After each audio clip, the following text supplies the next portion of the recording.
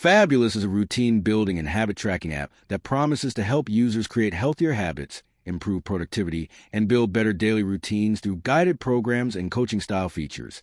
But the real question is, can you actually trust this routine planner? Now, to be fair, Fabulous is a real app with a large user base and has helped many people stay more consistent with routines and habits. What it does well: clean and motivating design. The app focuses heavily on creating an encouraging experience.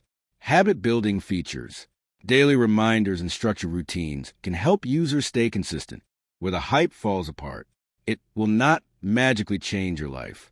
This is the biggest issue. Apps can provide structure, but the habits still depend on the user. Subscription costs can be a concern. Some users feel certain features are locked behind paid plans.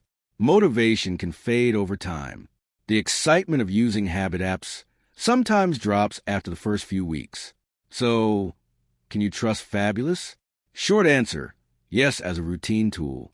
It is a real app with useful features, but expect it to transform your life by itself would be unrealistic. Thanks for watching. Don't forget to like and subscribe for more videos.